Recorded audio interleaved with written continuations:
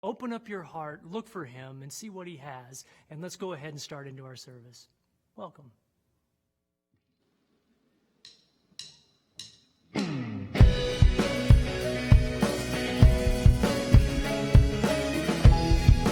morning.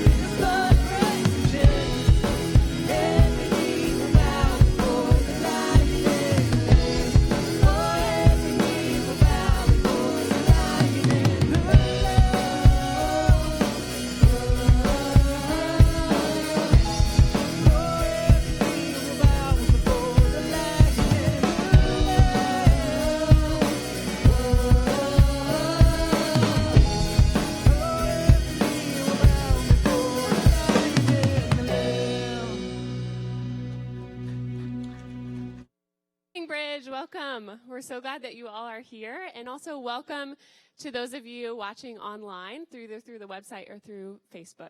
So we are really glad that you all are here. Just a reminder for those of you that are graduates, or you're going to be graduating, or you know someone that is graduating, we are having graduation Sunday, June 2nd, and so those forms, they're either online or if you've been given one, those need to be turned into the office or to myself by this Wednesday. And then you also will be submitting some pictures. It's just because we would love to honor you if you are graduating. It's an accomplishment, so we want to be able to celebrate with you. Another announcement is this week, we are actually doing an escape room as a fundraiser for the students that are going to the Dominican Republic. So this is a great chance for you as the congregation at the Bridge to be able to support the students that are going. And so if you've never done an escape room before, you go into a room, there's a storyline to it, you solve the codes, the riddles, the puzzles, and you escape the room. It's a great time. It's fun for a group with your family or maybe a group of friends. So we have 2 of those. It's located at House 114 in Monroe, right beside the gas station. So you'll get signed up. You go to the Bridge website, thebridgecc.org, scroll down, click register. You'll sign up for your time. There are 2, one geared more towards elementary school age kids and families, and then another which is geared towards middle school, high school, and adults. It's pretty hard, so you will need a pretty good-sized group to be able to escape, but it's a great time. We really want you guys to partner with us and go through that. If you have questions, come find me, or it's on the website. So I've been reading through the book of Acts and was really challenged by a story in Acts 3. And the story is that this man, he's the lame beggar, and every morning he was placed outside the gate called Beautiful. And he would sit out there and he would reach out his hands and he would beg for food and money because he had no other means of getting food or money. And this particular day, Peter and John come walking by. And as they're walking by, the man, he reaches out his hands and he's wanting food and money. And Peter says something so profound. He looks at him and he says, I have no food or money to offer you, but what I do have, I will give to you. And then he said, in the name of Jesus Christ of Nazareth, get up and walk. And this man gets up and he goes bounding through the temple, and people notice him and they're like, man, this guy, he's changed. There's something different. He's been healed. And as I was reading this, I started thinking, how often can I get stuck in this mentality of, I need this bill to be paid, or I need food on my table, or whatever the need is. We all have different needs in our lives. But Peter said it so well, that true need was our need for Jesus. And so we're going to enter back into a time of worship. And I just challenge you to be thinking about, you're here, you're part of this church, whether you're online or you're here in the building, and you're a part of God's church, and that we get to be filled with Jesus today. And so take this time to just reflect on what Jesus has done. And then as we hear from Eric and sing some more songs of worship.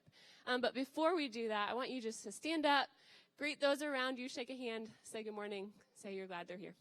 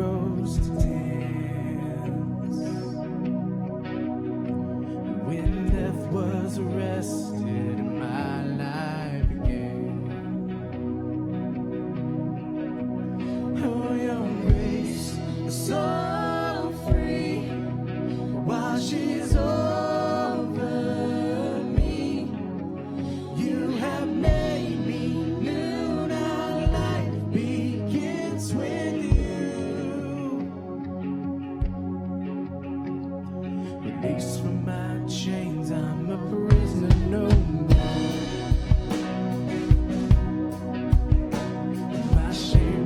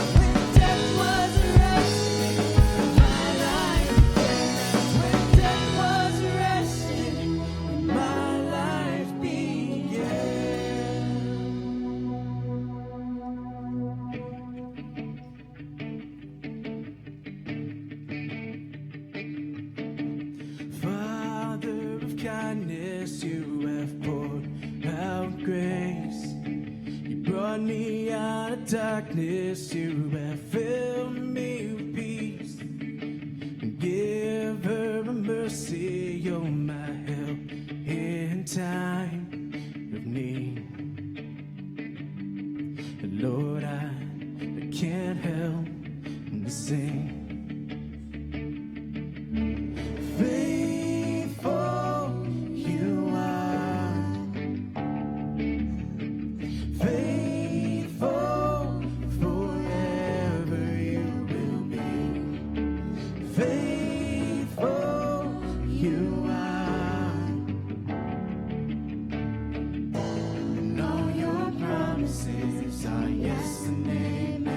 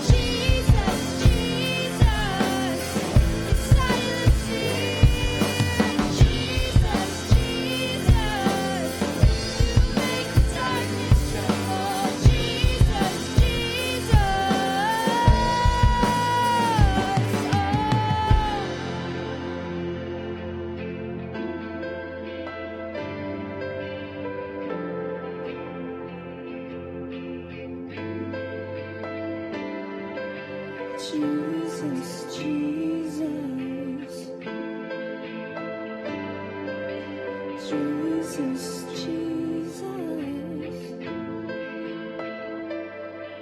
Your name is light that the shadows can't deny.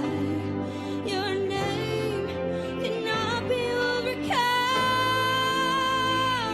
Your name is life forever lifted high. Your name cannot be overcome. Your name is light that the shadows can't deny. Your name cannot be overcome. Your name is life forever lifted high. Your name cannot be overcome. Jesus, Jesus, you make the darkness tremble. Jesus, Jesus, silence fear. Jesus, Jesus, you make the darkness tremble. Jesus, Jesus,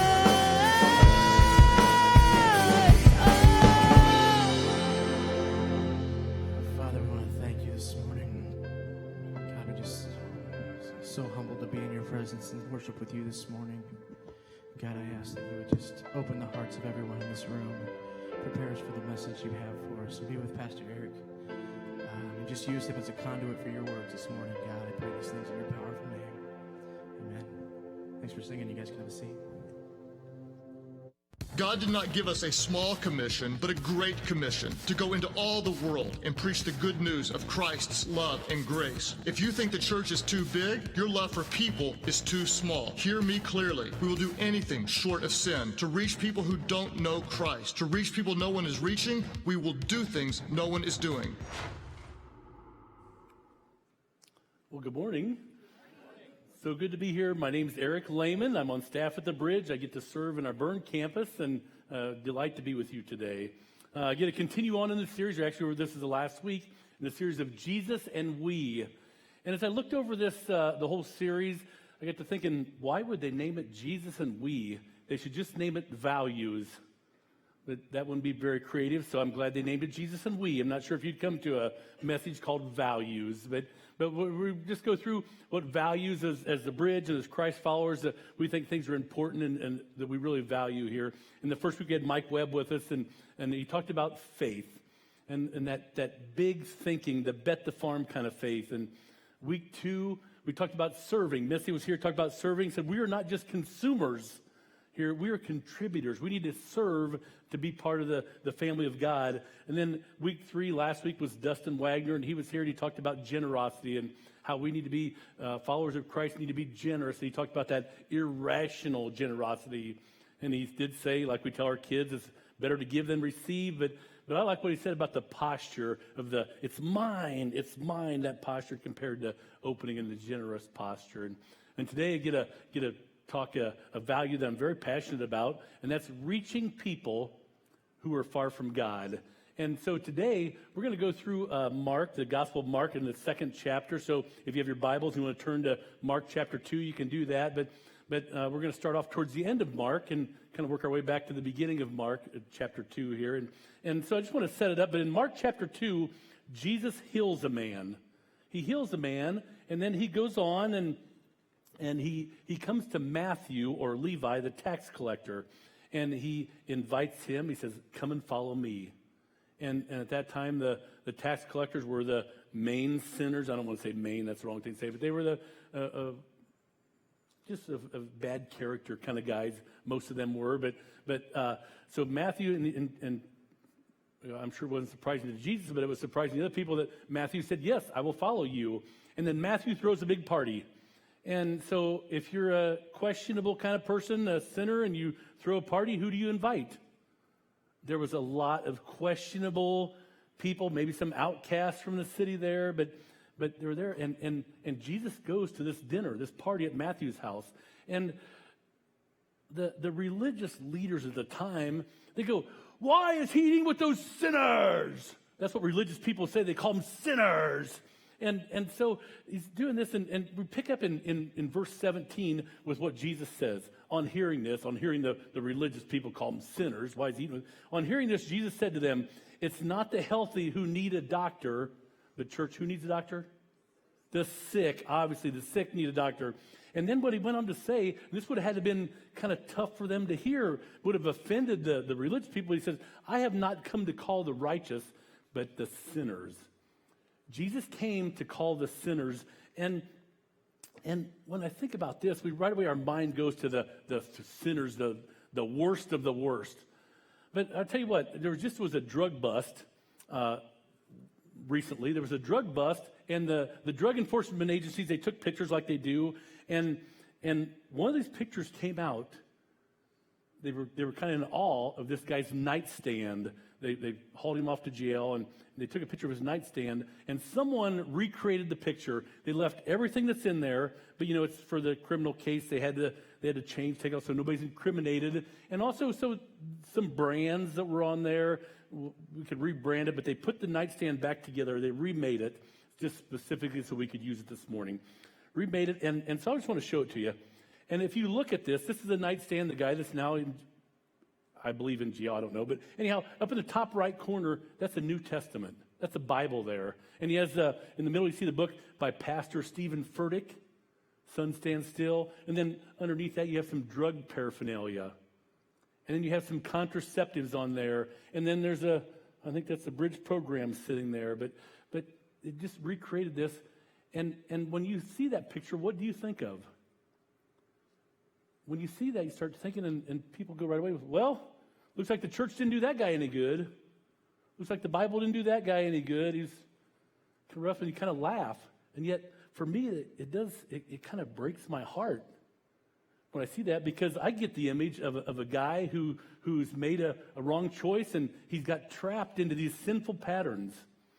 And he's drawn to what's right, but he's held back by what's wrong. And when I see this picture, I even start to think about my life.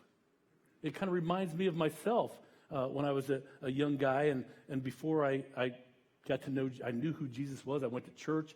I knew who he was, but I wanted to live my life for myself. I wanted to have fun or do whatever. And so it wasn't until age 19 where I gave my life to Christ and said, you know what, I want to be a totally devoted follower of Christ. And so I see that. And I'll tell you what, 4.5 years ago, I came to the Bridge. And I came to the Bridge for people like this guy. I came to the Bridge for people exactly like this guy who are searching, who aren't there but who are searching. And in fact, I want you to understand, and I believe this, that we are all, in one way or another, exactly like this guy. And so when I think about that, I go back to what Mo started this church for back in 2000. I believe Mo started this church for this kind of a guy. And I'm people like that, and I think, man, there's a lot of churches around, and yet you have to start this church. Well, I grew up in a traditional church, and we sat on the hard pews, and I'm not sure why they have hard pews back then, but we sat on them and did that, and we had these big hymnals, and we'd get up there, and we'd have to stand, and we had to dress properly, and we'd sing, and we always sang verse 1, 2, and 4. We would never, they'd say, sing 1, 2, and 4. We would never sing verse 3. And I remember sitting down looking through, what's wrong with verse 3 here? Something's not in there? That a lot of big words, but why would we not sing verse 3? But we do that, and I know I became a Christian, and I'm working with a guy, and I'm thinking, I wish he would come to church. And I remember sitting thinking, this great message, and if he would just be here to hear this, it'd be so good. And so finally I said, hey, why don't you come to church? Say much more. And the next Sunday, once again, a great message. And I wish he was here to hear this. And then several months went by, and in the door he walks. And then we said, hey, I'm glad to see you. And we go in there and sit down. And all of a sudden, you know what Sunday it was? It was Weird Sunday. The pastor's on vacation, so we have this old guy come up there. And we were in Bern, and this is a lot of years ago. And the guy thought it would be funny if he would just speak in Swiss. And everybody over 40 laughed, kind of like you guys did. They laughed and they enjoyed it, but everybody under 40 had no idea what he was saying. And I think, why did he have to come on Weird Sunday? And so, here's one thing I know about the Bridge. We want to make sure that every Sunday is a relevant message that points to Jesus Christ. Every single Sunday, we want to make sure that happens. And so as we're getting people to Jesus Christ, there's a great story in Mark of people that wanted to get their friend to Jesus Christ. In Mark 2, we're going to start with verse 1. In fact, we're going to do the first 5 verses. I'm going to read them, and then we'll talk about it. But first 5 verses. A few days later, when Jesus entered Capernaum, the people heard that he had come home. They gathered in such large numbers that there was no room left, not even outside the door. And he preached the word to them. Some men came, bringing to him a paralyzed man, carried by 4 of them. Since they could not get him to Jesus because of the crowd, they made an opening in the roof above Jesus by digging through it and then lowered the mat the man was lying on. When Jesus saw their faith, he said to the paralyzed man, "Son, your sins are forgiven." So before Jesus heals him, and eventually he's paralyzed, eventually Jesus heals him, but before he heals him, he meets this guy's biggest need, and I would say our biggest need also. He forgives him of his sin. And when I think about our value of reaching people that have not been forgiven for their sin, of reaching people who don't know Christ,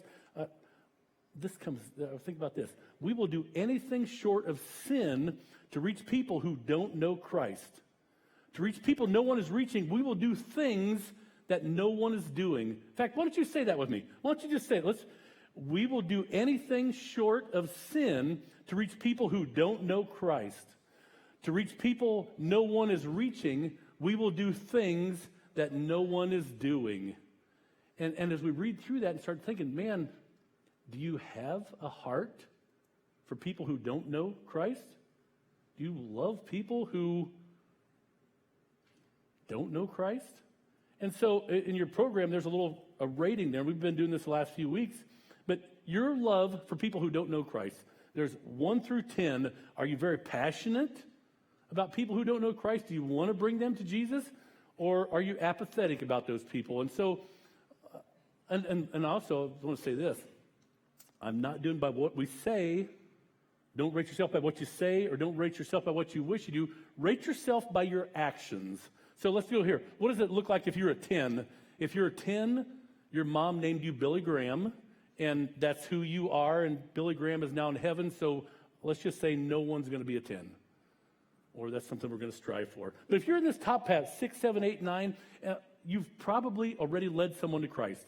In fact, if you're at the top end, you've led multiple people to Christ. If you're in this 6, 7, 8, 9, you pray for people that don't have a relationship with Christ. You pray for a lot of people daily that don't have a relationship with Christ if you're at the top end of the scale. If you're in the top end of the scale, you invite people to church, but not only do you invite them, you bring them. And if you're at the top end of the scale, you're thinking right now who you're going to bring next week. Not who you're going to invite, who you're going to bring. If you're at the bottom end of the scale, 2, 3, 4, maybe 5, you probably have never led, in the low numbers, probably have never led anyone to Christ. Probably don't pray for anybody that doesn't have a relationship with Jesus Christ. I told you I gave my life to Christ at age 19, and I would say for the next 10 years, from 19 to 29, I was probably camped in this area down here. I didn't lead anybody to Christ. I didn't pray for people that they would come to a saving knowledge of Jesus Christ. Very seldom did I do that. Maybe you don't invite people to church. Invite people, you don't bring people, you don't invite people.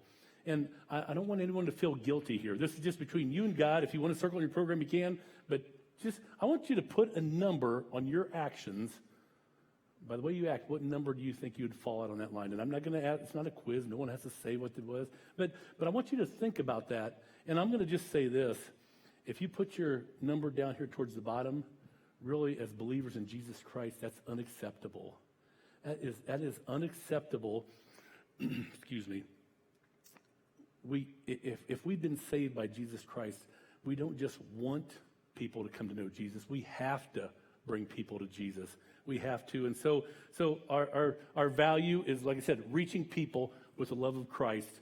And when we do that, there's 2 big thoughts I want to do today as we work through this value. 2 big thoughts. First thought is this. We're going to bear some burdens. We are all going to bear some burdens. And what we're going to do is we're going to care for those who are in a place of hurt or in a place of need in their lives. Let's look at our story we read today. our story said this. Some men came bringing to Jesus a paralyzed man carried by 4 of them. They didn't just say, hey, Jesus is in town in a big concert. Why don't you go get a ticket and take a cab and go see Jesus? They took him. They had to take him. They didn't just want to. They had to take him. I think to this that when I think about Christians today, and we are, and it's probably been going on for a while, but when we want to reach somebody, what we do is we do what I call drive-by witnessing. We all know what drive-by shooting is. We want to do drive-by witnessing, and that's where you see a guy you're driving, you're really running out and say, hey, come to the bridge. We have great donuts. See you later. Roll up the window, go. And that's not good, but it's okay. But this is even a lot worse. You see a guy roll down the window and says, hey, sinner, you're going to hell. There's weeping and gnashing of teeth. Turn or you're going to burn. Hey, come to the bridge. Jesus loves you. Roll up the window and drive away. Or this, hey, I'm going to witness to 60,000 people at one time. How can I do that? John 3:16. Yeah, football guy, John 3:16. Hey, I just witnessed to 60,000 people. All 3 of those incidents, I want to give those 3 individuals A's for effort, but maybe a D for impact. And I can hear you, because I know what you're thinking, say, hey, I'm not sure that I know enough to witness to people. I'm not sure that I know enough to bring somebody to Jesus Christ. Well, people are skeptical, and I think you know this. I don't want to break your bubble, but they don't care what you know. And the old adage that people don't care what you know until they know that you care, I believe that is true. So we don't want to just invite them. We want to bring them to church. We want to bring them to Jesus. We have a guy, Kevin Gerber, local law enforcement agent. He attends church here at the Bridge. And Kevin was running into the same young man, the same ornery young man, time and time again. He was getting in trouble, and they met each other. Kevin, law enforcement, works for the state, and yet the state and religion, you can't mix them. You're not supposed to mix them. It's breaking the rules, it's against the law. And finally, Kevin had met this young man enough times and in the wrong places at the wrong time, and he said, dude, your life's falling apart. You're going down a terrible path. You need to get God in your life. You need to go to church. And this guy gave him a whole bunch of excuses, and Kevin says, one of his excuses was, I can't get there. Kevin says, I'll pick you up. So here the law enforcement goes to the bad dude, picks him up and brings him to the bridge. No, you just bring him and say, the donuts are over here. He helps him get a donut, and he comes and sits down in the pew, or we don't have pews here, sits down in the seat with him and does the same thing next week. Now, did that make a difference? Did he bring that guy to Jesus? He brought that guy so he could hear about Jesus. The saying where you can lead a horse to water, but you can't make him drink. That's up to God to change his life, up to God to draw him. We need to bring them where we can show them Jesus Christ. These 4 guys, they had their buddy, and they're carrying him, and we don't know if they carried him. Did they bring him to Jesus? Did they just go across the road? Did they go a mile? Did they go 5 miles? We don't know. But they carry him, and you get to the house, and here in the house, Jesus is in the inside of the house, and he's teaching. And then the people came, and they're listening to Jesus, and they're listening even, it says in Scripture, to the door. And then even outside the door, they're all sitting here, and they're going, and they're going, hey, let me write that down. Jesus just said this. Oh, wait a minute. I'm gonna tweet that. Tweet, Jesus just said. Send it out there. Wait a minute, we're Instagram. I'm going to take a picture. Send it. Yeah, send it. Hanging with Jesus. Yep, I'm doing that. And all the time we're here, and there's someone with a need right here. In fact, maybe, hey, did you get the new worship album? Have you heard the new worship album? Hey, the Bridge band is great. Let's worship. Let's do our Jesus dance. Woo! And all the time, there's somebody back here with need. There's somebody back here with a need. And what are we showing them? When we don't even acknowledge they're there, when we can't even care for them, we're almost saying, I don't care, you can just go to hell. And I'm looking across here, and I can't believe I just said that on stage. And I'm looking here, I'm thinking, man, I don't see anybody here that's going to say those words, and we don't. No one here would say those words to somebody. And yet our actions, that's what we're telling them.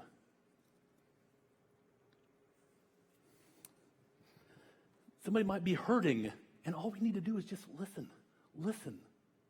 Somebody might have a death in the family. We can send them a text message, hey, sorry, thinking about you. which is fine. But how about if we go to the viewing, go to the funeral, go to their house, take them a meal? How about if we're here and then we see somebody whose house the grass is real tall on because their mower's broke? That hits close to home for Jody and I. My mower's broke right now. I wouldn't say dare set and burn because I'd have 10 people come over and mow my yard. But how about if we just go mow their yard for them? Maybe they aren't able to get their mower fixed right now for whatever. But what can we do? We can turn our back or we can care about them. I'll tell you what, and I know this, that you're maybe sitting out there and you're saying, hey, but right now, I'm the one. I'm in the valley. I'm the one that needs some help. But I want to tell you, one of my favorite stories in the Bible is a young man, a young boy. He was his dad's favorite, and he liked to tattletale on his older brothers, and his name was Joseph. And his older brothers were out in the whole next town. They were taking care of their sheep. They took the flock to the whole next town. And Israel, Joseph's father, said, hey, Joseph, and Joseph's 17 years old at this time, said, hey, Joseph, here's this nice, crazy, amazing coat you can wear, and why don't you go see how your brothers are doing? So Joseph walks to the next town and finds where his brothers are out in the field, and his brothers see him coming in this fancy coat and said, let's just kill him. He tells on us to Dad all the time, Dad's favorite, look at this fancy coat he has, let's just kill him. So the oldest brother, Reuben, says, nope, let's not kill him. Let's sell him. There's Ishmaelites are coming through. These bad dudes are going to Egypt. Let's just sell him as a slave. So they throw Joseph in the pit. When the Ishmaelites get here, they take him out of the pit. They sell him to the Ishmaelites. Ishmaelites take him all the way to Egypt, the next country down from where they're at now. They're in Egypt, and the Ishmaelites sell Joseph to a man named Potiphar. So Joseph now is Potiphar's slave. He's Potiphar's slave, and he's doing good. He's doing everything Potiphar tells him to do. And then Potiphar's wife wants something from Joseph. And Joseph won't let her have it. And so she lies to her husband when he comes home that night and says, hey, Joseph did this, which Joseph didn't do. And so Potiphar throws him in prison. And at that time, the Pharaoh of Egypt, the king of Egypt, a couple of his officers got thrown into the same prison. So Joseph is in prison. And let's just pick it up. You should read Joseph's story. I love it. Genesis 37, 39, and we're going to pick it up in Genesis 40 right here. When Joseph came to them the next morning, he saw that they were dejected. So he asked Pharaoh's officials who were in custody with him in his master's house, why do you look so sad today? Here's Joseph. His brothers threw him in a pit. His brothers were going to kill him. His brothers sold him as a slave. He's in slavery. His master's wife lies about him, makes a false story. He's now thrown into jail. He's in the biggest valley that I think any of us have ever been in, I got to believe. And what does he do? He sees the two guys and he sees they're dejected. And he asks them, why are you so sad? When you put someone else's well-being above yourselves, you're loving that person right to Jesus. When you put someone else's well-being above your own, that's an amazing thing. That's loving people like Jesus would. Sometimes it just takes listening. That's what Joseph ended up doing. He listened to these guys' story. Sometimes it just takes listening. How about you see the guy along the road holding a sign, I'm hungry or I need money or whatever. What do? We look in our cup holder and we throw out a few coins at him. Or you can do like I do. If I went to Taco Bell the one day and I got 3 tacos and I ate one of them and all of a sudden I see the guy who's hungry, so I quick grab the second one out and I give him my bag with the last taco. We can do that. That's kind of like drive-by witnessing. How about if we stop and listen? How about somebody at work? I'm going to touch a nerve here because it's true in my life too. At work, the person that you don't like, that you have the hardest time getting along with, and you find out they're going through a tough time. They're going through a tough time. We can love them into a better place. I believe that God calls each and every one of us to bear some burdens. We have to bear burdens. Second thought is this. We may have to break some rules. Why are all the 20 and 30-somethings all of a sudden sitting back up straight and starting to take notes here? Did he just say we can break some rules? Hey, I was that guy. I never wore a bike helmet. I never wore a motorcycle helmet. I didn't wear my seatbelt when I was a kid. My mom's arm was a seatbelt. You know, and you guys, especially older, know what I'm talking about. Mom was your seatbelt. Your dad was your seatbelt. And I probably was that for my kids, too. Just this week, a couple days ago, A couple days ago, somebody was in the kitchen and they needed a scissors, and they were in a hurry, and I didn't have time. But I'm going to help serve. So I took off running. I ran all the way to the other side of church to my office. I got a scissors, and I came running back. And I'm running through the auditorium here. I thought I can hear my mom say, "Eric, do not run with scissors in your hands." I can break the rules once in a while. Excuse me. I might have even sniffed magic marker. Whew. Did that when I was a kid. And Jody, I don't think I ever told Jody that story before. And she says, now I know why.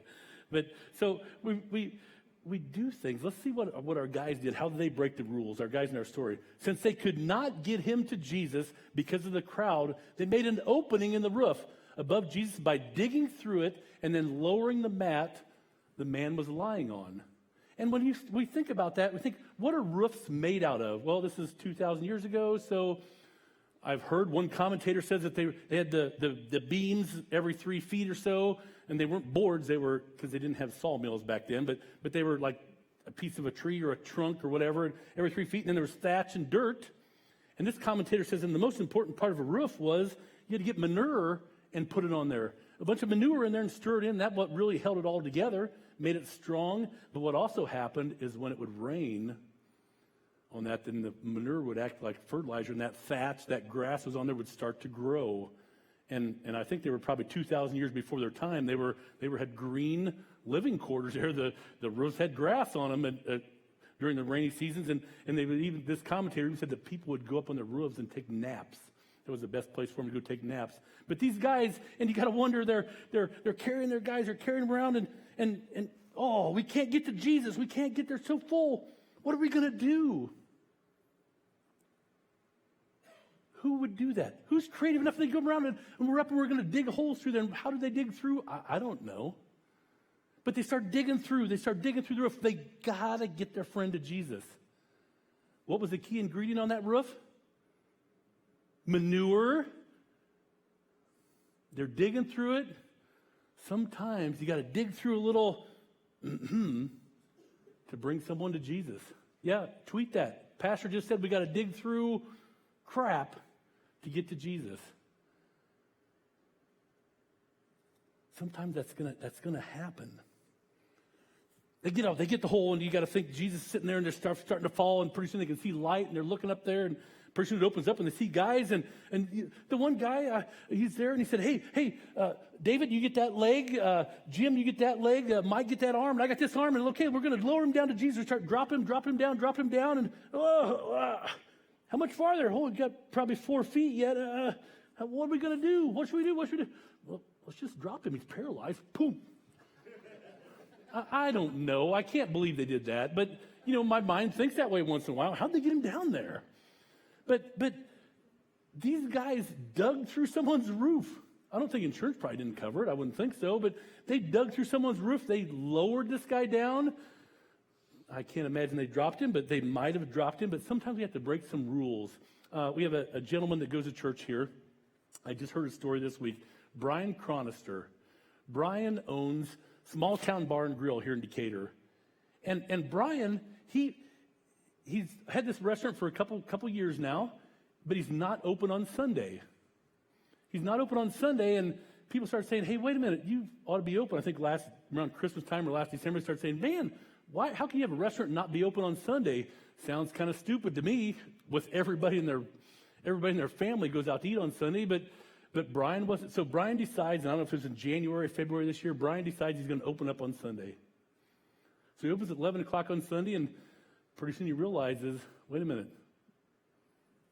some of my boys now can't come to church. Or maybe I can't come to church. Or some of my boys, maybe some of my employees can't go to church now because they're open. They're getting the restaurant ready to open at 11 o'clock. So Brian moves his opening time back to 2. And I don't know. I can't imagine people that wait till 2 to go and eat lunch on Sunday. But last week, Brian closed his restaurant again on Sunday, maybe just for the summer. But I'm thinking, wait a minute. What kind of a guy would own a restaurant and not have it open on Sunday noon? And I'm sure, and I know Brian said there are a lot of reasons why he ended up closing on Sunday or ended up moving his start time back. But I know one of those reasons is so that people can come to church. So as a restaurant owner, we had Gary Hart here same deal. And he owns a restaurant in Bern, and I know he's never been open on Sunday, and that's the reason. That's so people can go see Jesus. You meet Jesus at church. So sometimes you break the rules. Reach people with the love of Jesus Christ. Sometimes we have to do things that don't make sense to the world. Sometimes we have to break the world's rules. Man, our church here, we're doing church online. We have Jason Baker that sets this all up, and he does church online. And there's a big argument about why would you do church online? That just allows your people to stay home and not come and with the body of believers. But we also believe that's a great way for people to check out the bridge. They can look and see what's happened. They can come. So there's been a big argument. Is it really church? Can you do church online? And you know, while the argument's going on, we say, let's just do it. We're going to just do it, and to God be the glory with what happens there. Jason works real hard to make our web page and our messages mobile friendly, so you can carry around the Bridge message in your pocket everywhere you go. If you want to talk about faith, you can pull up Mike Webb's message on Jesus and We Faith real easy and watch it right on our webpage, anywhere you're at. And we make funny, crazy videos. Why would we do that? Oh, my goodness. You guys know we gave 600 meals, turkey meals away the last couple years. We were going to go to one of the big box stores here in town to get some turkeys this last fall. Jason said, hey, we need to make a video to advertise on Facebook, so we're giving turkeys away. So we go to this big box store, and we walk in, and, you know, Dave Fox is along with us, and Dave Fox says, hey, I got to go ask permission if we can videotape in here. We said, you know they're never going to let us videotape. They won't let us do that. And he said, you know, we got to ask. So Dave Fox walks over to the service desk and asks for the manager. And so we're all standing here. We said, well, let's just go videotape. Let's just ask for forgiveness instead of permission. So while he's asking, we go over to the frozen food and we get turkeys and throw them in, and Jason gets the whole thing on video. And then we go out in the parking lot. You know, they said, no, you can't film. You got to film outside. We go out in the parking lot and video, and Jason puts that video on Facebook. And I said, I serve in the Bern campus. That next Sunday, we're giving these turkeys away. And we had people in Bern come in that I've never seen in church before. They came in, they sat through the message, and they went and had their turkeys. Took their turkey meal and went home. And I'm thinking, man, are we allowed to do that? Did we break the rules? I don't know. We said we do anything short of sin. But I know that what we did there by giving the turkeys away was one thing. But if we wouldn't advertise it, those people wouldn't have known it, wouldn't have been able to come and hear the message of Jesus Christ and get their free meal. So sometimes we are going to break the rules. And I think about these four guys, how creative they were to dig through the roof. We're going to get them to Jesus. How creative Jason Baker is when he puts stuff together. How creative the people that own restaurants are, how we're going to make it without opening on Sunday during that would affect people from going to church. And, you know, I think about that's what the church was. Just go back a few hundred years ago, the church was the center of creativity. It was in the center of the city. Just the arts. The church was responsible for the arts. They were responsible for the innovation, for the creativity, for the education. And today we have delegated we've delegated innovation to Apple. We've handed off creativity to Hollywood. We've said to Twitter and Facebook and Instagram, you guys can have the relationships. We've said to the government, why don't you take care of the poor? When we, the church, are the most capable organization to carry off all those things. And yet we just give them away. And so what I'm going to say, and I'm going to say this, I'm going to say we, and I mean we have to stop going to church and start being the church. And as a church, when we recognize that Jesus didn't come for the healthy, he came for the sick. And that we're all sick, and we all need God's grace. And we recognize who Jesus is and what he did. And when we recognize what he did for each and every one of us, our only reasonable response is to give him our whole life, not just that hour on Sunday morning. And if even that, if thinking that doesn't excite you, then maybe you weren't saved from as much as I've been saved from. When we realize what we've been saved from, what we've been saved to, our only response is to share that with people. That has to be our response. That's not just what we do, that has to be who we are.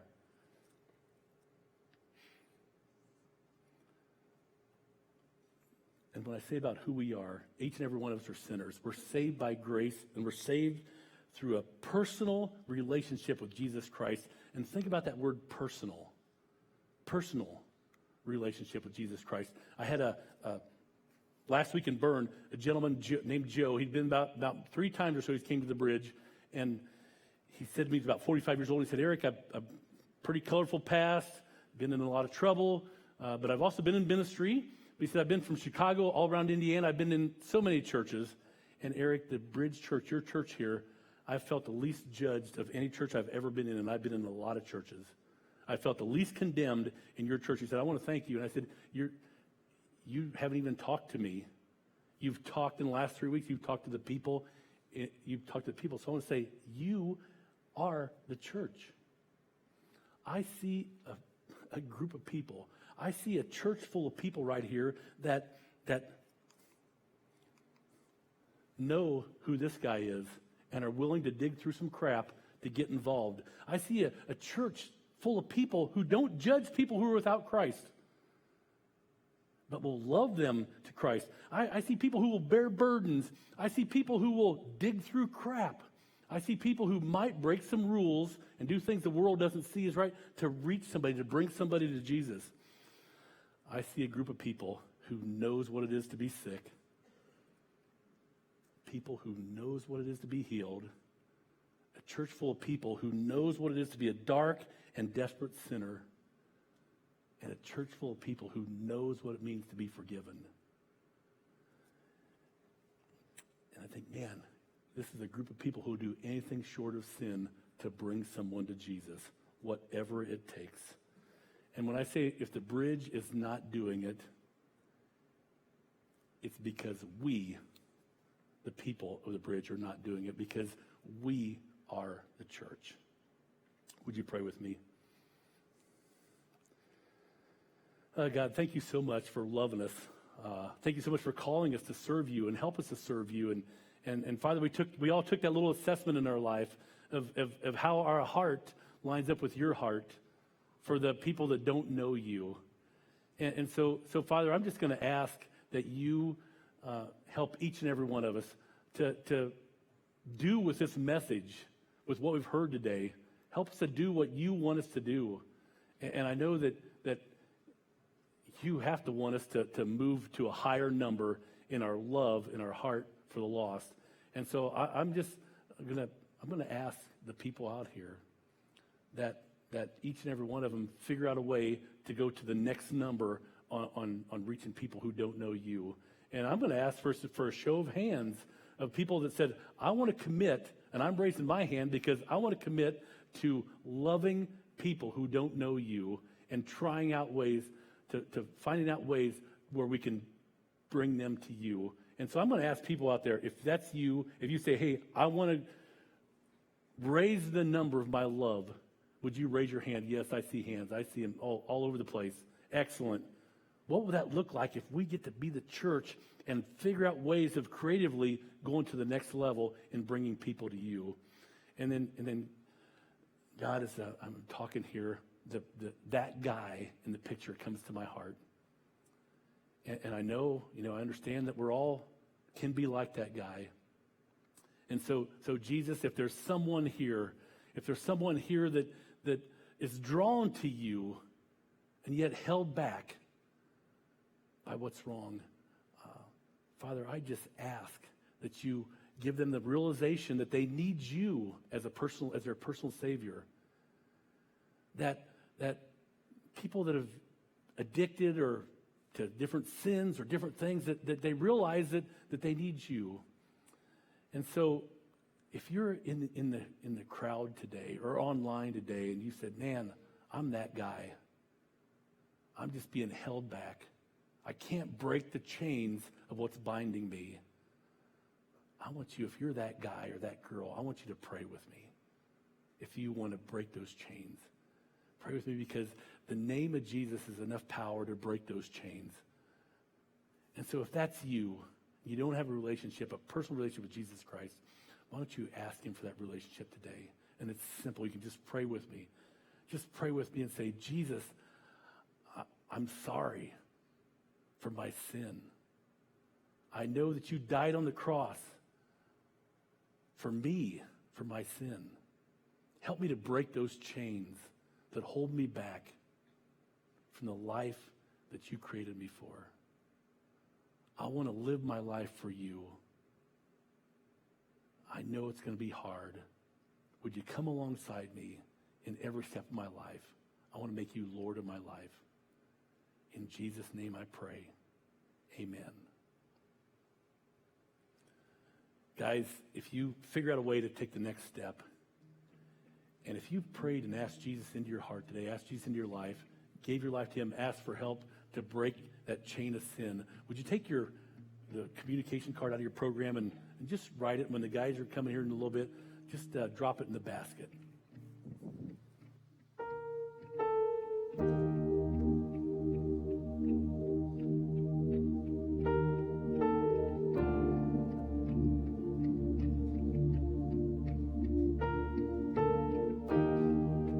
Walking around these walls,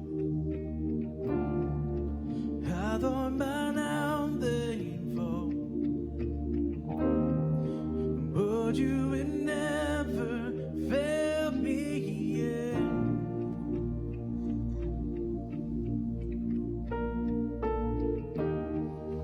Waiting for change to come, and knowing the battle's won, for you had never failed me yet.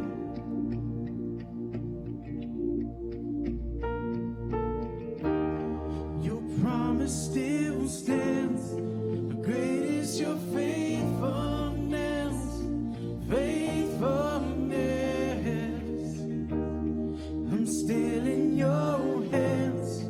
This is my confidence. You never failed me yet.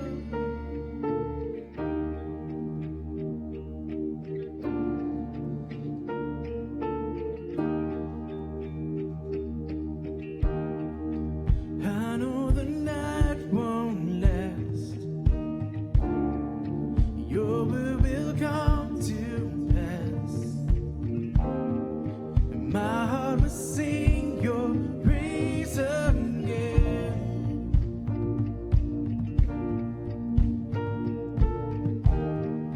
Jesus, you're still enough. Keep me within your love. And my heart will sing your praise again. Oh,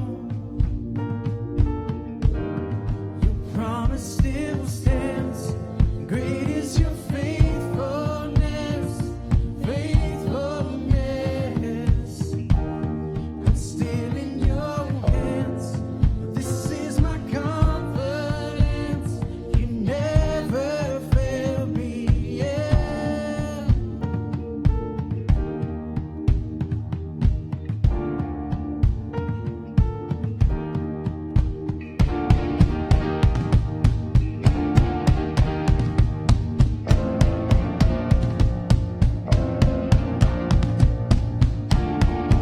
I've seen you move. You move the mountains.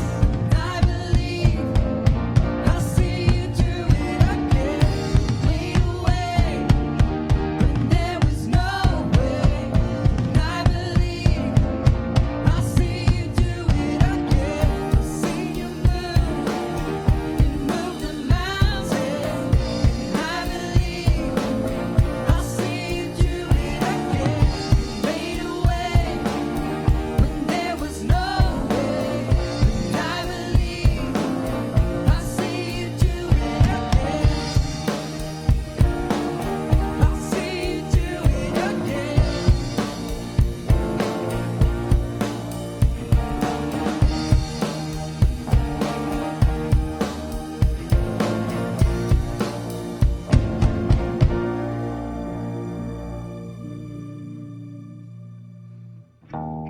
Your promise still stands. Great is your faithfulness, faithfulness. I'm still in your hands.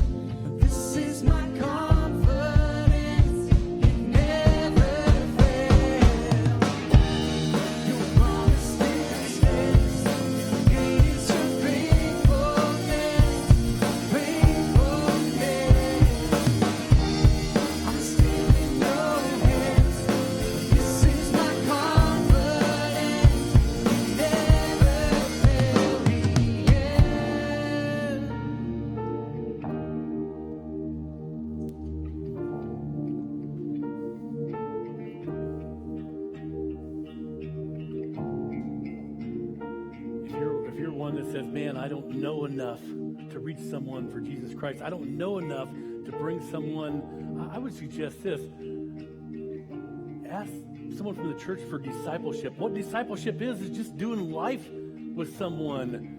We have a lot of people that are in the discipleship group or individuals, and they just walk along life. So sign up. Tell Dave Hill or Dave Fox, or drop your card in the box when you go out the door, or tell Mike Webb at the information booth. Say, hey, I want to get involved in the discipleship. And someone will do life with you, so then you can just do that life with someone else. Maybe you can pick someone who doesn't know Jesus Christ. Do life with them. Go have a great week being the church.